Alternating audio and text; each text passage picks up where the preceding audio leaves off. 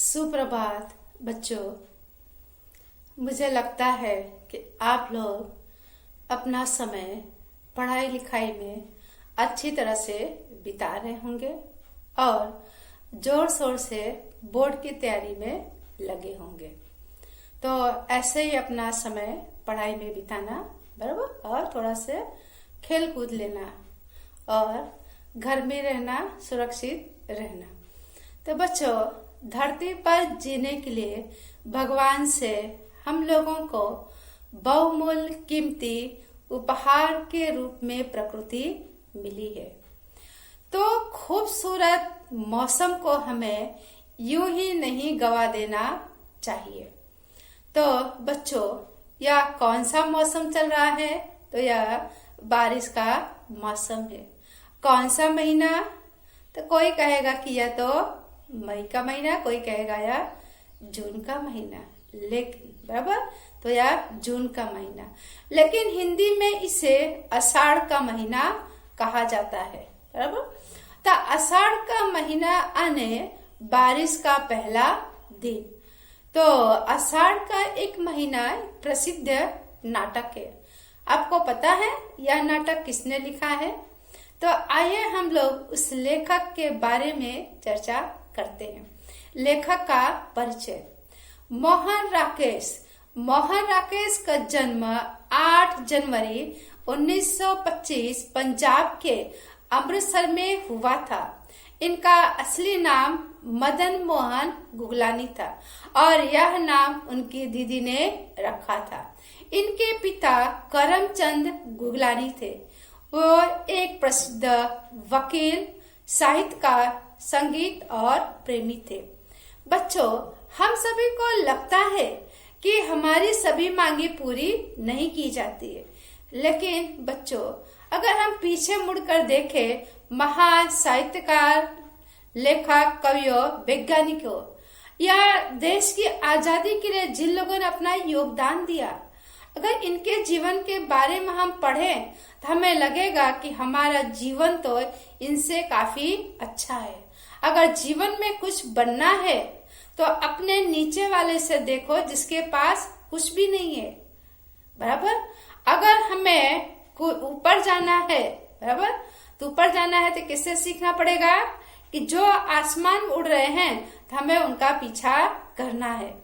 तो बच्चों, मोहन राकेश का भी आर्थिक हालात अच्छा नहीं था। जब अचानक इनके पिता का देहांत होता है, इनके पिता के दाह संस्कार के लिए इनके पास पैसे नहीं थे, तो मोहन राकेश ने अपनी माता के दोनों हाथ की सोने की दोनों चूड़ियां बेचकर अपने पिता की इन्होंने दाह संस्कार किया। सोचो कि एक पिता चले गए और माँ के पास जो थोड़ा बहुत था, माँ का धन था, ने सोना था, वो भी बेच देना पड़ा। वही महान उपन्यासकार, कहानीकार और नाटक के स्वरूप में मोहन राकेश हमेशा के लिए अमर हो गए। मोहन राकेश डायरी, निबंध, संस्मरण, जीवनी, पत्रकारिता इत्यादि का इन्होंने योग स्वरूप से अनुवाद किया है। आधे अधूरे, लहरों का राजहंस, आषाढ़ का एक दिन, अंडे का छिलका, आईने के सामने, सारा आकाश इत्यादि इनकी प्रसिद्ध रचनाएं हैं। तो बच्चों, मोहन राकेश का प्रसिद्ध नाटक जो है कौन सा? आषाढ़ का एक दिन। आधुनिक युग का यह एक प्रसिद्ध नाटक है। तो बच्चों, आषाढ़ का एक दिन थोड़ा सा अंश लेखक ने हमारे सामने रखा है पाठ में। पाठ का नाम है कालिदास का प्राणी प्रेम। कालिदास का नाम सुनते ही शायद आप लोगों को याद आ गया होगा कि इनके बारे में हम लोग कक्षा 9 में काफी पढ़ चुके हैं। पाठ का नाम था महाकवि कालिदास बराबर। तो महाकवि कालिदास के बारे में विस्तार में हम यहाँ पर चर्चा नहीं करेंगे। अगर जरूरत पड़ेगी तो आप लोग बोलेंगे, जब हम लोग फेस टू फेस स्कूल में आएंगे तो इसके बारे में चर्चा करेंगे। तो महाकवि कालिदास संस्कृत भाषा के महान कवि और नाटककार थे। महाकवि कालिदास की जो रचना मेघदूत का शुरुआती पंक्ति मोहन राकेश ने आषाढ़ के एक दिन में क्या उसे अंकित किया है, उसे लिखा है। आषाढ़ का एक दिन यानी उत्तर भारत में वर्षा ऋतु का पहला दिन माना जाता है। तो बच्चों, अब हम इस पाठ का सारांश पढ़ेंगे। तो इस पाठ में मुख्य नायक महाकवि कालिदास, नायिका जो है मल्लिका और मल्लिका की माँ अंबिका और राजपुरुष। तो वर्षा ऋतु का बारिश का दिन है और कालिदास अपने बाहों में घायल हिरण के बच्चे को लेकर और मल्लिका की घर की तरफ आते हैं और उसे हिरण के बच्चे को आश्वासन देते हैं, अपने बाहों से उसे पुचकारते हुए कहते हैं कि कोमल उंगलियों के स्पर्श से फिर से प्राण हमें मिल सकता है, हम घायल नहीं हो सकते हैं, हम पीड़ा सह सकते हैं और इस घायल अंग पर घी का लेप लगेगा और हम फिर से वनस्थली जाएंगे, दुर्वा खाएंगे। और कालिदास की बाहों में हिरण शावक को देखकर मल्लिका चकित रह जाती है कि हो ना हो राज्य कर्मचारी घोड़े पर सवार होकर यहीं से गए थे। यह मल्लिका ने देखा था। मल्लिका को लगा कि राज्य के कर्मचारियों ने ही हिरण शावक के बच्चे पर प्रहार किया है। कालिदास अपने हाथों से हिरण के बच्चे को दूध पिलाते हैं और इसी बीच दौरान दंतुल का प्रवेश होता है। दंतुल वहां का राज पुरुष है। दंतुल कालिदास की बाहों में हिरण के बच्चे को देखकर कहता है, किसे मैंने आघात पहुंचाया है या मेरा शिकार है, मुझे वापस कर दो। कालिदास कहते हैं कि शायद तुम्हें नहीं पता है कि इस पर्वत भूमि यानी पर्वत की भूमि पर कभी भी अखेट आने शिकार नहीं किया जाता है और लगता है कि तुम यहाँ के अभी अनजान हो, इसलिए तुम्हें सजा न देकर तुम्हें माफ कर दिया जा रहा है।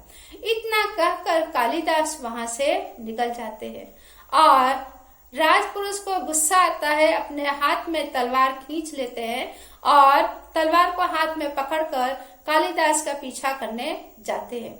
एकाएक मल्लिका बीच में आकर के राजपुरुष को रोकती है, कहती है कि तुम जिसे अपना अधिकार कह रहे हो, कालिदास उसे संवेदना दे रहे हैं। मारने वाले से बचाने वाला महान होता है। अब यहाँ पर राजपुरुष ने मल्लिका के मुंह से क्या सुना? कालिदास का नाम सुना। कालिदास का नाम सुनकर राजपुरुष आश्चर्य हुआ। वही कालिदास, उज्जैन के राजसभा में राजा उन्हें सम्मान देने वाले हैं। जब ऐसा राजपुरुष कहता मल्लिका के सामने, तो मल्लिका कहती है कि कालिदास को उज्जैन के राज्यसभा में सम्मान? कौन सा सम्मान? राजपुरुष कहते हैं कि कालिदास की जो रचना है ऋतु संहार, उज्जैन के राजा ने उसे पढ़ा और उसे सम्मान देने के लिए उज्जैन में आचार्य वर रुचि को बुलाया गया है। और यह सुनकर मल्लिका चौंक जाती है। मल्लिका को पता नहीं था कि कालिदास को सम्मान मिलने वाला है और राजपुरुष को नहीं पता था कि जिसका मैं हट कर रहा हूं जिसके पास से, वही महाकवि कालिदास है। अब राजपुरुष को अपने आप किए पर व्यवहार पर उन्हें अफसोस होता है कि अब मुझे जा करके कालिदास से अपने हट का माफी मांग लेना चाहिए कि मुझसे बहुत बड़ी गलती हुई। तो बच्चों, मोहन राकेश ने कालिदास का प्राणी प्रेम इतना ही पाठ में अंकित किया है। यानी इस पाठ का पूरा सारांश यह है, कहने का तात्पर्य है इस पाठ में भावना से सबसे उठकर भावना के धरातल पर हम सभी लोग जीते हैं। हर इस धरती पर, पर्वत भूमि पर, नदी नाले, गलियां, गांव, शहर, सभी जगह हर एक प्राणी को जीने का अधिकार है। जब हम किसी को बचा नहीं सकते हैं तो मारने का हमारा अधिकार भी नहीं है। अन्य प्राणियों के प्रति हमें प्रेम करना चाहिए, चाहे छोटा जीव हो या बड़ा जीव हो। इतना यहाँ पर मोहन राकेश ने हमारे सामने अंकित किया है। तो बच्चों, इसमें से मैं आप लोगों को प्रश्न दूंगी। इन 10 प्रश्नों के उत्तर आपको अपनी कॉपी में लिख करके मुझे भेजना है कि किसके 10 मार्क्स है। जो लोग भेजेंगे उनके 10 मार्क्स मैं रख दूंगी और अपने नाम के साथ भेजना, और जो लोग नहीं भेजेंगे उनके नाम के सामने 0 रख दूंगी, क्योंकि यह मार्क्स आपके बोर्ड में भेजे जाएंगे।